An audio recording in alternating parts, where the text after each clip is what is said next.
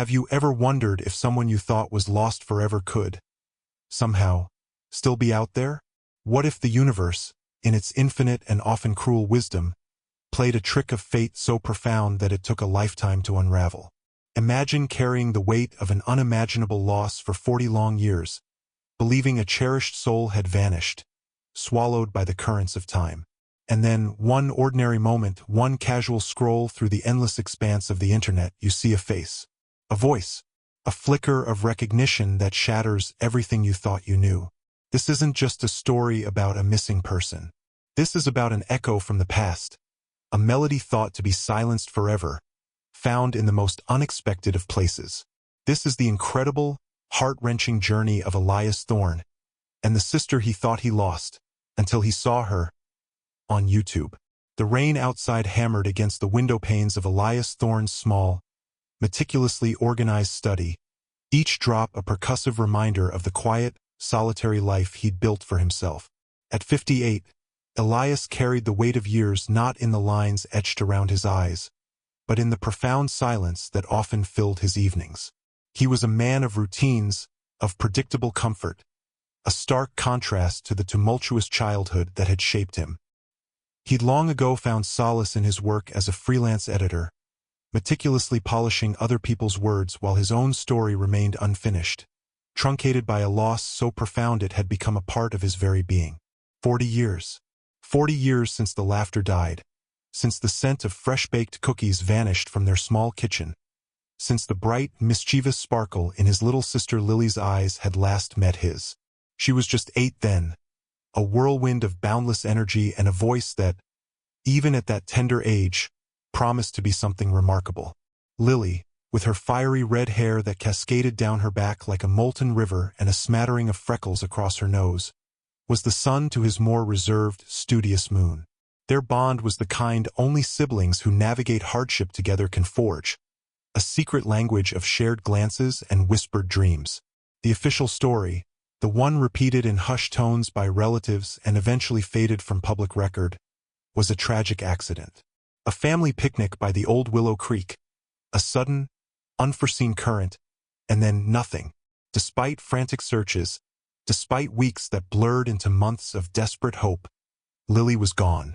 The creek, normally a gentle trickle, had swollen unexpectedly after a spring storm, turning into a treacherous beast. Elias, just 18 himself, remembered the terror, the screams, the feeling of helplessness as he watched his parents crumble. He remembered clinging to the fleeting image of her brightly colored hat being swept downstream, a tiny beacon of his dissolving world. His parents, already fragile, never truly recovered. His mother, a woman who had once hummed melodies as she moved through the house, retreated into a silence deeper than the grave. His father, a man of booming laughter, became a shadow, his eyes perpetually haunted. Elias, the eldest, became the reluctant pillar, burying his own grief under a mountain of responsibility, tending to his broken parents and the shattered remnants of their family. He moved away from their childhood home, chasing anonymity in the bustling heart of a new city, trying to outrun the ghosts that lingered in every corner of their old lives. He built walls around his heart, a fortress against the kind of pain that could level a family.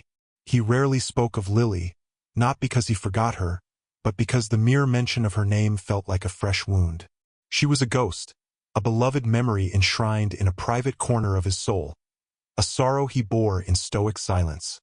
Life, as it always does, marched on. Elias found a quiet contentment in his work, in his carefully curated collection of rare books, in the predictable rhythm of his days. He never married, never had children. How could he? A piece of his heart, a vibrant, essential piece, had been ripped away that day by the creek. He often wondered, late at night, what Lily would have become. Would she have pursued her love for music? Would she have still had that infectious laugh? These thoughts were fleeting, dangerous whispers that threatened to crack open the carefully constructed facade of his composure. But then came the evening that would shatter everything he thought he knew. It began, innocently enough, with a mindless scroll through YouTube. He was looking for documentaries on ancient architecture, a new fascination, when an algorithm, with its uncanny ability to pluck seemingly random threads from the vast tapestry of the internet, presented him with a video. The title was unremarkable: Local Talent Spotlight, Echoes of the Soul. He almost scrolled past it, but something, an inexplicable pull, made him click. Perhaps it was the thumbnail image. A dimly lit stage, a microphone, and a woman silhouetted against a soft spotlight, her back to the camera. The video started. The audience was hushed, and then she turned. A gasp caught in Elias's throat, a sound he hadn't made in decades. The woman on the screen was older, of course, probably in her late 40s or early 50s. Her hair, though styled differently, was still that striking shade of fiery red. But it wasn't just the hair. It was the way she held herself, the slight tilt of her head when she began to speak, the almost imperceptible movement of her left hand as she adjusted the microphone, a gesture eerily familiar. And then she sang. The voice was mature, powerful, honed by years of practice. Yet there was an underlying current, a lilt, a vibrato that sent a shiver down Elias's spine. It was a folk song, a melancholy ballad he vaguely recognized from his parents' old vinyl collection. A song Lily used to hum, slightly off-key, while playing in their backyard. The melody, once a faint echo in his memory, now roared back to life, vibrant and clear. He leaned closer to the screen, his heart pounding a frantic rhythm against his ribs. He felt a dizzying combination of disbelief and an unsettling certainty. This couldn't be. It was impossible. Lily was gone. She was a memory, a ghost. And yet, the eyes. Even through the grainy resolution of the video, he could see them. The same startling green, flecked with gold. The same expressive depths. And then, a moment that stole his breath entirely. As she finished a particularly poignant verse, a small, familiar habit. She bit her lower lip, a nervous gesture she'd had since she was a little girl, before offering a shy, almost apologetic smile to the audience. Elias's hands trembled as he gripped the edges of his desk. He felt a cold dread mix with a surge of something akin to irrational hope. This was either the cruelest trick of his grief-stricken mind, a mirage born of longing, or something truly extraordinary was unfolding before him. He replayed the video, his gaze locked on every minute detail, searching for flaws, for inconsistencies, for anything that would shatter this impossible dream. But instead, with each replay, the conviction solidified. The faint scar just above her left eyebrow, the one she got from falling off her bicycle when she was 5, the way she unconsciously ran her finger along the chain of a simple silver pendant around her neck, a nervous habit. These were details only he, her brother, would remember. A name flashed on the screen at the end of the video: Lilyanne Travers. Lilyanne, not just Lily. The thought sent a jolt through him. Could it be a coincidence? A cruel twist of fate? Or was it a deliberate choice, a way to honor a past she somehow remembered? His mind raced, churning through 40 years of silence, 40 years of accepted tragedy. How could she be alive? Where had she been all this time? And why, oh why, had she never come home? The questions swirled, a dizzying maelstrom, threatening to pull him under. But beneath the questions, a tiny, fragile spark of something new ignited within him. A desperate, terrifying hope. He knew, with a certainty that transcended logic, that his quiet life was about to be irrevocably changed. The melody he thought was lost forever had just found its way back. The night became a blur for Elias. Sleep was an impossible concept, a luxury his racing mind couldn't afford.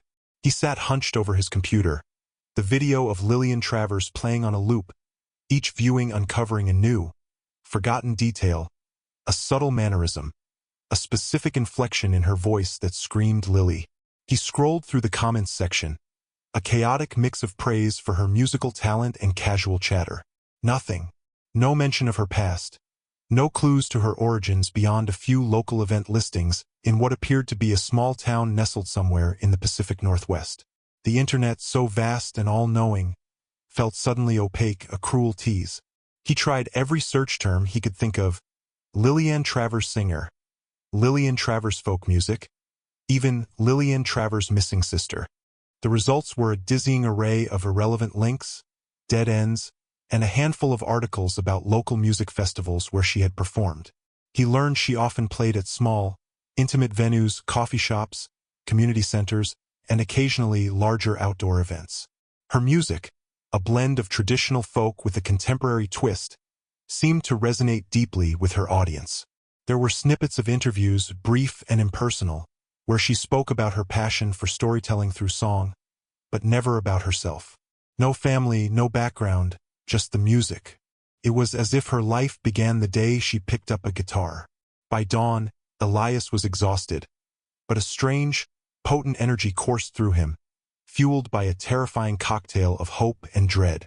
He felt like an archaeologist unearthing a lost civilization, each pixel on the screen a shard of a shattered past. He knew, with an undeniable certainty that hummed in his bones, that he had to find her. The idea was absurd, reckless even. 40 years. People change. Lives move on. But the image of her shy smile, the familiar glint in her eyes, gnawed at him. He had to know. For his parents, for the ghost of the little girl who haunted his quiet nights, and for himself, the man who had carried the burden of her loss for so long. His first step was methodical, born from years of research and editing. He meticulously cross-referenced every piece of information he could glean from the video and associated search results. The local event listings mentioned a small town called Willow Creek, Oregon. The name sent another jolt through him, a chilling echo of the creek that had stolen her. Could it be another coincidence? Or was it a deliberate, painful irony? The address of a coffee shop where she performed regularly was also listed. The Wandering Minstrel, it was called. Elias stared at the name, a wry, humorless smile touching his lips. A wandering minstrel indeed. He spent the next few days immersed in this new, urgent quest. His meticulous nature, usually a comfort, now felt like a desperate addiction. He called the coffee shop, feigning interest in booking local talent for an event, hoping to glean some information.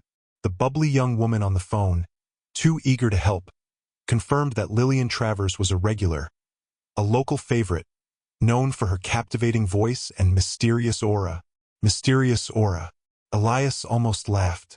She was a mystery to him, all right. He couldn't press for personal details without raising suspicion. So he ended the call, more frustrated than before. He tried social media, navigating the bewildering landscape of profiles and posts. Lilyanne had a modest following, mostly local fans, with a few shared videos of her performances. No personal photos, no friends tagged, no family updates. It was a carefully curated online presence, revealing nothing beyond her public persona as a musician. It was as if she had deliberately erased her past, or perhaps she simply didn't have one she cared to share. The thought brought a pang of disappointment. If she was indeed Lily, why the secrecy? Why the new name? The geographical proximity of Willow Creek, Oregon, to the original Willow Creek, in their home state of Maine, was a haunting detail Elias couldn't shake. Felt too deliberate to be accidental. He pulled out old maps, digital and physical, tracing the winding paths of rivers and creeks across the country. It was a common name, yes, but the sheer emotional resonance of it clawed at him. Was it a conscious choice on her part, a way to remember or perhaps even to hide? He considered contacting the police, but what would he say? I think my sister, who disappeared 40 years ago and was presumed dead, is now a folk singer in Oregon because she has red hair and bites her lip? It sounded insane, the ramblings of a man desperate for closure. He had no DNA, no irrefutable proof, just a gut feeling and a collection of subtle, heartbreakingly familiar details. He knew he needed something more concrete, something undeniable, before he could expose this fragile, burgeoning hope to the harsh light of official inquiry. Then he found a small, local news article dated about 5 years prior. It was an interview with Lilyanne Travers about a charity concert she was organizing for a local animal shelter. The article included a grainy photograph, not a professional headshot, but a candid shot of her laughing, her hair catching the sunlight. And there it was, unmistakable, just visible beneath the neckline of her sweater, partially obscured by a delicate silver chain, was a tiny, almost imperceptible birthmark on her collarbone. A small, irregularly shaped mark, almost like a faded splash of ink. Elias gasped, the air catching in his lungs. He remembered it. Lily had a birthmark there. A faint, tiny one that had always fascinated him as a child. He'd even playfully called it her secret star. He'd never seen it in any of the videos, always hidden by clothing or shadows. This was it. This was the irrefutable, undeniable proof he needed. This was the thread, fragile as spider silk, that connected the lost little girl to the woman on his screen. Tears, hot and unexpected, streamed down his face, blurring his vision. 40 years of carefully suppressed grief, of stoic acceptance, now erupted with a force that left him shaking. It wasn't just hope now. It was a desperate, burning conviction. His Lily, his little sister, was alive. She was out there, breathing, singing, living a life he never knew existed. The implications were staggering. Why had she never contacted them? What happened after the creek? Was she kidnapped? Did she lose her memory? 1,000 questions screamed in his mind, each more agonizing than the last. The thought of facing her, of confronting the woman who was both a stranger and the most familiar person in his life, filled him with a profound fear. What if she didn't remember him? What if she didn't want to be found? What if the truth was more painful than the years of silence? But these fears, as potent as they were dwarfed by the overwhelming need to simply see her, to hear her voice in person, to bridge the impossible chasm of 40 years. He knew what he had to do. He had to go to Willow Creek, Oregon. The journey, both physical and emotional, was about to begin. The quiet life Elias Thorne had so carefully constructed was about to be dismantled, brick by painful brick, in the fervent hope of rebuilding a connection he thought was lost forever. The flight to Oregon felt interminable, a suffocating capsule of anticipation and doubt. Elias sat by the window, watching the patchwork of land below blur into an indistinct mosaic, much like the 40 years that had separated him from his sister. He had booked a rental car and a small, unassuming motel in Willow Creek, deliberately choosing a place that wouldn't draw attention. He didn't know what he would say, how he would approach her, or even if she would recognize the man who was now almost unrecognizable from the teenager she last saw.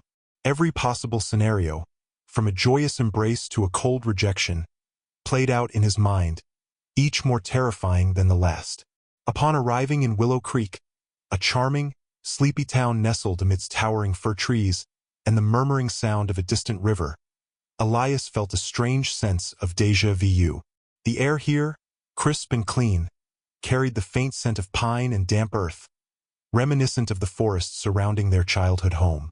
He drove slowly through the main street, a quaint stretch of independent shops and cafes, until he spotted the wandering minstrel. It was exactly as he'd imagined. A cozy, inviting space with a worn wooden facade and a chalkboard sign announcing the day's specials. His heart hammered against his ribs. This was it, the nexus point where his past and present converged. He spent the first day simply observing, a silent sentinel in a quiet town. He walked past the coffee shop several times, peering through the window, half hoping, half dreading to catch a glimpse of her. He ate at a local diner, listening to snippets of conversations, trying to absorb the rhythm of this place that was now Lilyanne's home. He learned that she was well-liked, a respected member of the community, known for her kindness and her captivating music. People spoke of her with affection, a testament to the life she had built. It only deepened the mystery. If she had such a good life here, why had she disappeared? And why had she never looked back? That evening, as dusk settled over Willow Creek, Elias decided to act. The Wandering Minstrel had live music nights, and a small poster on the door announced Lilyanne Travers was performing. He arrived early, choosing a table tucked away in a dimly lit corner, where he could see the small stage without being too conspicuous. The air hummed with hushed conversations and the aroma of freshly brewed coffee. As the lights dimmed slightly, a hush fell over the room, and then she walked onto the stage. She was just as he remembered from the videos, yet infinitely more real. Her fiery red hair, now streaked with subtle silver, caught the stage lights, shimmering like an aura. Her movements were fluid, graceful, betraying a quiet confidence. She carried her guitar with the ease of someone who had spent decades with the instrument, a natural extension of her being. His breath hitched in his throat. This wasn't a ghost on a screen. This was his sister, alive and breathing, standing mere yards away. She smiled at the audience, a genuine warm smile that reached her eyes. Those eyes, the startling green, flecked with gold, just as he remembered, though now holding the wisdom and perhaps a touch of melancholy of years lived. She began to play, her fingers dancing across the fretboard, and then she sang. The first note was a pure, clear bell, filling the room with a melody that was both familiar and new. It was a song about longing, about memory, about the echoes of the past. Elias felt an unbidden tear trace a path down his cheek. It was as if she was singing directly to him, across the chasm of time. He watched her, every fiber of his being focused on her. He saw the faint scar above her left eyebrow, the one from the bicycle accident. He noticed the way she'd tuck a strand of hair behind her ear when concentrating, a habit she'd had since she was a little girl. And then, when she reached for a sip of water, the faint outline of the birthmark on her collarbone, undeniably, heartbreakingly visible. It was all real. Every single detail confirmed the impossible. The music flowed, each song a story, each lyric a brushstroke painting a life he knew nothing about. He listened intently, searching for clues in her words, in the emotions she poured into her performance. There was resilience in her voice, a quiet strength that spoke of trials overcome, but also a lingering sadness, a depth of feeling that resonated with his own unspoken grief. During a brief pause between songs, someone from the audience called out, "Lilyanne, where do you get your inspiration?" She chuckled softly, a sound that sent another jolt of familiarity through Elias. "Oh, everywhere," she replied, her voice warm and melodic. "Life, you know? The little moments, the big losses, sometimes even dreams." She paused, her gaze drifting for a moment, not quite meeting anyone's eyes. "I believe every soul carries a melody, a unique tune. My job is just to find it and share it." A melody, a unique tune. Elias felt a profound connection to her words, a deeper understanding of the path she had chosen. He wondered if her music was her way of processing her own past, of piecing together the fragmented memories that he hoped still existed within her. He knew he couldn't leave without speaking to her. The thought sent a jolt of pure adrenaline through him. What if he was wrong? What if she truly wasn't Lily? Or worse, what if she was, but she had no memory of him, of their family, of the life they once shared? The risk of shattering his fragile hope was immense. Yet, the alternative, living with the agonizing uncertainty, was unbearable. When her set ended, the audience applauded warmly, and Lilyanne thanked them, her smile slightly more reserved now. She began to pack up her guitar, politely deflecting a few fans who approached her. Elias stood up, his legs feeling heavy, his heart pounding a frantic drumbeat against his ribs. He moved slowly, deliberately, towards the stage, each step a testament to 40 years of unanswered questions. He felt the eyes of a few lingering patrons on him, but he didn't care. His entire world had narrowed to this moment, to the woman with the fiery red hair and the familiar green eyes. He reached the edge of the small stage as she slung her guitar case over her shoulder. He took a deep breath, the words forming, then dissolving on his tongue. "What do you say to a sister you thought was dead for 40 years? Lily?" he whispered, his voice hoarse, barely audible above the lingering murmur of the room. He hated how weak it sounded, how unsure. She paused, her hand frozen on the zipper of her guitar case. Her head tilted slightly, that familiar gesture. Slowly, she turned, her eyes meeting his. For a long, agonizing moment, silence stretched between them, thick with unspoken history. Her brow furrowed, a flicker of confusion. Then something else, something deeper, passed through her eyes. Recognition, or just a trick of his desperate imagination? "Excuse me?" she asked, her voice soft, tentative. yet still carrying that haunting, familiar lilt. "Do I know you?" The question was a cold splash of reality, a confirmation of his deepest fear. She didn't recognize him. The man who had carried her memory like a sacred, painful relic was a stranger to her. The weight of those 40 years suddenly felt crushing. But he had come too far to turn back now. He had to try. "Lily," he repeated, louder this time, his voice cracking with emotion. He reached into his wallet, pulling out a faded, creased photograph, a picture of a smiling, freckled little girl with fiery red hair, standing next to a gangly, awkward teenage boy, both of them beaming, taken by their father on a long-ago summer afternoon. "It's Elias, your brother." He held out the photograph, his hand trembling uncontrollably. Her gaze dropped to the old picture, and for a fleeting instant, the carefully constructed composure on her face fractured. Her eyes widened, a wave of shock, then something akin to fear, washing over them. She took a step back, her knuckles white as she gripped her guitar case. The sound of rain began to hammer against the windows again, mimicking the frantic rhythm of Elias's heart. The silence was deafening, pregnant with the weight of 4 decades. The old photograph, clutched in Elias's trembling hand, was a bridge across the chasm of 40 years. Lilyanne stared at it, her face a canvas of conflicting emotions, disbelief, a dawning horror, and then a flicker of something ancient, buried deep. Her eyes, those green eyes, darted from the smiling girl in the picture to Elias's haunted gaze, searching, piecing together a puzzle she didn't know existed. The coffee shop, which had moments ago hummed with the gentle thrum of life, now seemed unnaturally still, the world outside fading into a muffled backdrop. "No," she whispered, a raw, choked sound that was barely a breath. She shook her head, a desperate denial. It's impossible. I don't remember." Her voice, usually so clear and resonant when she sang, was fragile, trembling. The guitar case slipped from her grasp, hitting the floor with a soft thud that echoed in the silence. Elias saw the fear in her eyes, the genuine terror of a past long buried, violently ripped open. He knew he had to be gentle, to offer proof, not accusations. "Lily, please," he urged, his own voice thick with unshed tears. "Look at me. Look at the picture. Remember the scar above your eye? From when you fell off your bike at Mrs. Henderson's house. Remember how Dad called your birthmark on your collarbone your secret star?"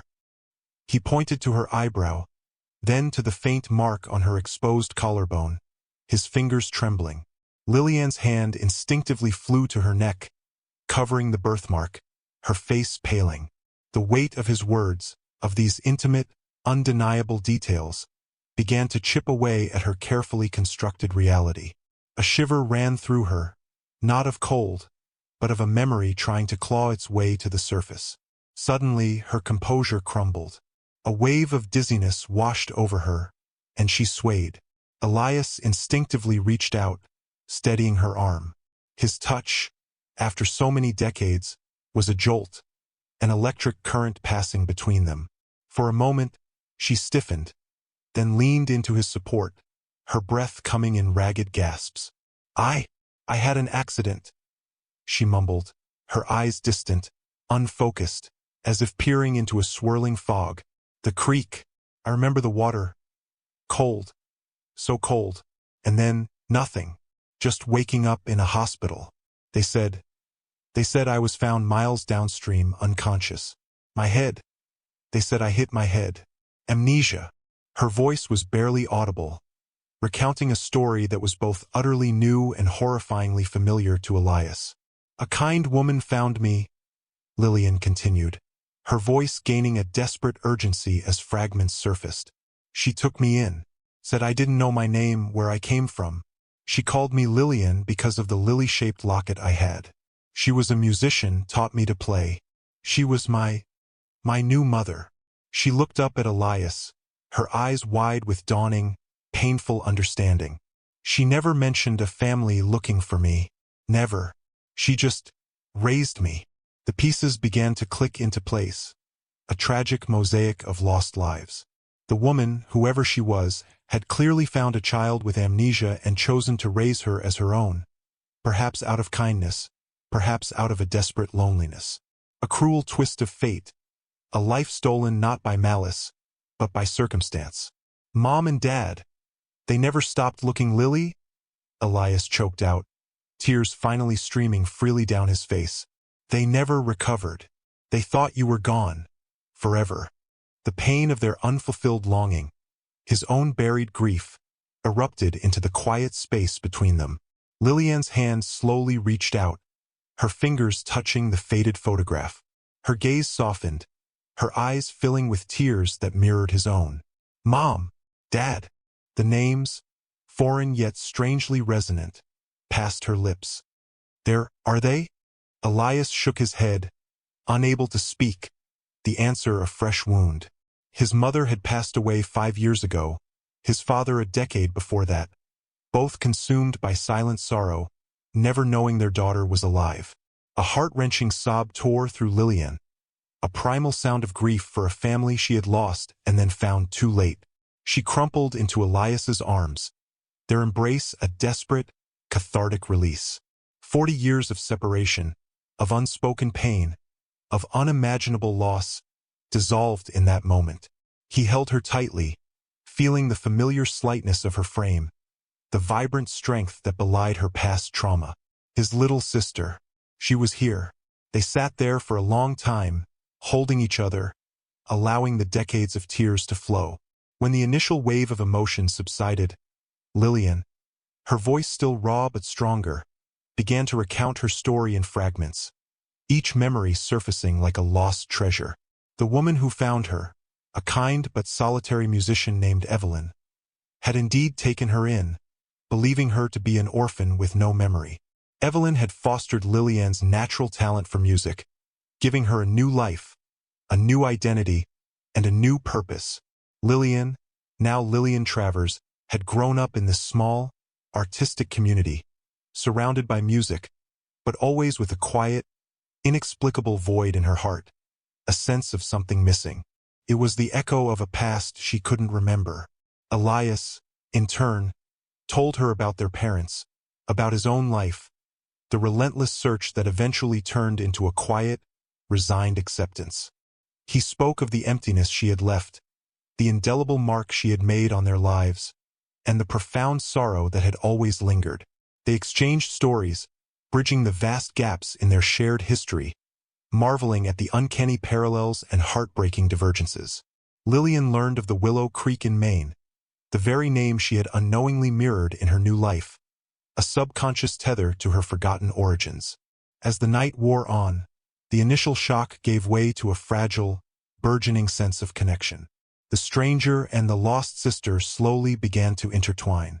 There were no immediate answers to all the whys, no easy explanations for the cruelty of fate that had separated them. But in the quiet, shared space of the coffee shop, illuminated only by the faint glow of the streetlights outside, a new beginning was forged. The next few days were a whirlwind of emotions. Elias stayed in Willow Creek, spending every waking moment with Lilyanne. They visited her modest home, shared meals, walked by the river that flowed through the town, a stark contrast to the turbulent creek of their past. She introduced him to her friends, her chosen family, who, though surprised by the sudden appearance of a long-lost brother, welcomed him with warmth and curiosity. They saw the undeniable resemblance, the shared gestures, the deep, emotional bond forming before their eyes. Lilyanne, now with her memories slowly returning, fragmented and piecemeal but undeniably hers, found comfort in Elias's presence. He was a living anchor to a past she had only vaguely sensed. She learned about her real parents, their love, their grief. The pain was immense, a heavy truth to bear, but it was also a liberation. The void in her heart began to fill, not with answers, but with understanding, with connection. As Elias prepared to leave Willow Creek, a different kind of peace settled over him. The mission was accomplished. His sister was found, alive, whole. The closure he had yearned for was finally here, but it was not the quiet, solitary closure he had once imagined. It was loud, tearful, and filled with the promise of a future. "I can't believe it," Lilyanne said, her voice thick with emotion. As they stood by his rental car, the morning sun casting long shadows, 40 years, and a YouTube video. She smiled, a watery, hopeful smile. Who would have thought? Elias pulled her into a tight hug. "Life has its own way of writing stories, Lily." He paused, looking into her eyes, the familiar sparkle back, albeit tinged with new understanding. "This isn't goodbye.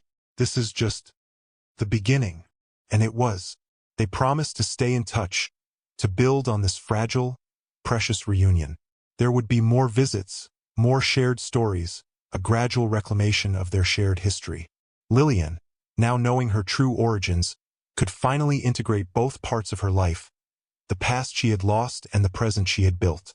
Elias, no longer burdened by the ghost of a lost sister, could finally live a life free from unspoken grief, knowing that the melody he thought was silenced forever was now singing louder than ever.